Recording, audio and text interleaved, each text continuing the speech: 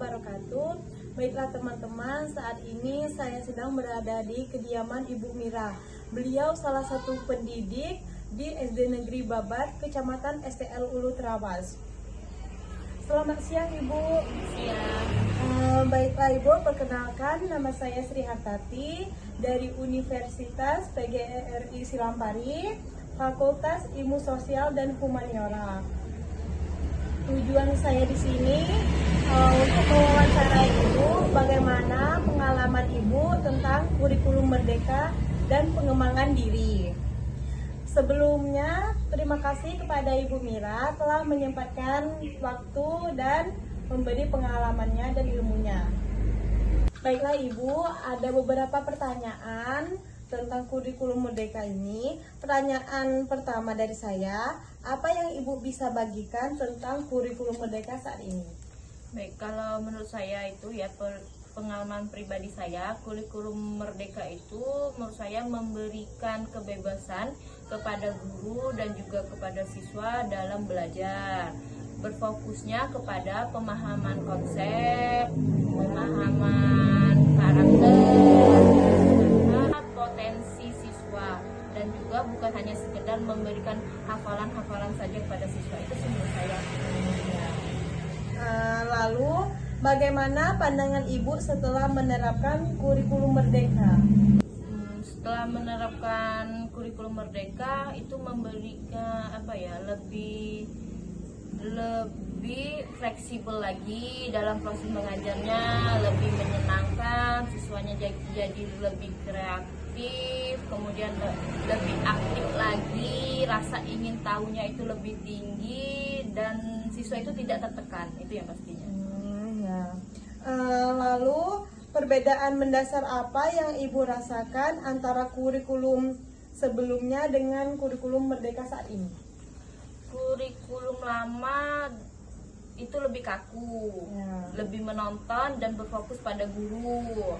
Sedangkan kurikulum baru itu siswanya diharuskan lebih kreatif dan harus berpikir kreatif lagi.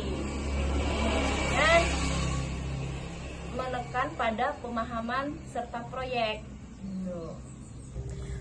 Lalu, apakah yang Ibu sukai dari implementasi kurikulum Merdeka saat ini? Yang saya sukai itu karena pembelajarannya itu bisa sesuai dengan keadaan siswa, lebih kreatif dan tidak menonton. Bagaimana menurut Ibu tentang deep learning? Deep learning dalam pendidikan menurut saya itu penting karena menekan pemahaman mendalam, bukan hanya sekedar memberikan hafalan saja kepada siswanya. Lalu bagaimana menurut Ibu tentang 7 kebiasaan anak Indonesia hebat? Kebiasaan anak Indonesia hebat itu program ini sebenarnya sangat bagus karena itu mampu membentuk karakter, kemudian membentuk disiplinnya siswa, tanggung jawabnya, serta kerjasamanya sejak dini, sejak dia di usia 6 tahun ke atas sampai 12 tahun. Lalu, apakah Ibu terlibat dalam kelompok belajar atau organisasi belajar seperti GSM, BGBL, dan SGI atau lainnya? Ya, terlibat. Itu sangat penting karena bisa menambah wawasan, yaitu berbagi pengalaman dan bisa meningkatkan kualitas mengajar kita sebagai guru.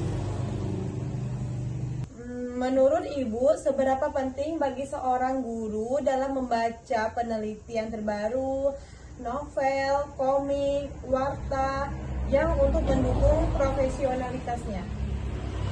Menurut saya sangat penting ya membaca buku karena membaca buku itu menurut saya memberi wawasan, memberi pengalaman, serta bisa mengupdate diri kita, mengupdate ilmu supaya kita tidak ketinggalan untuk perkembangan pendidikan kita. Menurut Ibu, seberapa penting bagi seorang guru dalam menulis buku atau artikel tulisan ilmiah di media digital?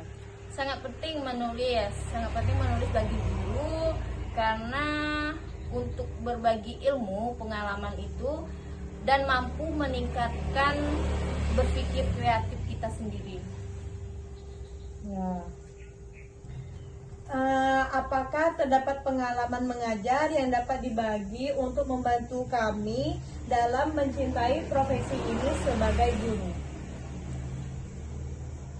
Mengajar itu membutuhkan kesabaran, keikhlasan menghadapi siswa yang terlalu nakal kan bagi kita kan, tapi nggak perlu nakal sih sebenarnya, tapi rasa ingin tahu yang kuat.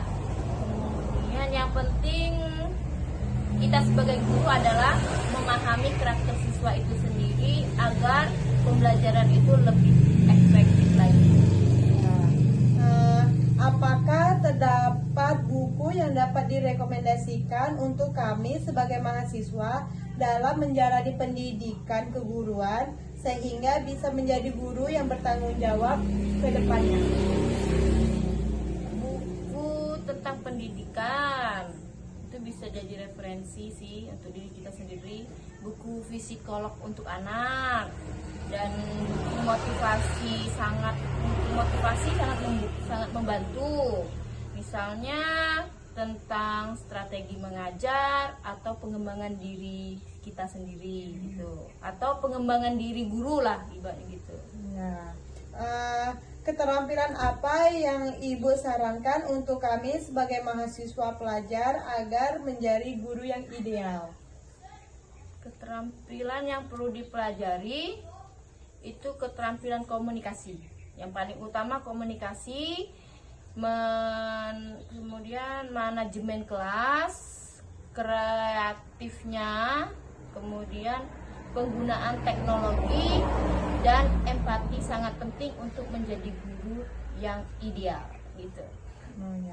Baiklah, terima kasih Ibu atas masukannya tentang kurikulum merdeka dan pengembangan diri, dan terima kasih juga telah meluangkan waktunya atas wawancara saat ini. Semoga sangat bermanfaat bagi kami sebagai mahasiswa dan calon pendidik. Mohon maaf Ibu jika ada salah kata yang berkenan di hati Ibu. Baiklah teman-teman, itulah wawancara saya saat ini bersama Ibu Mira. Saya akhiri. Wassalamualaikum warahmatullahi wabarakatuh.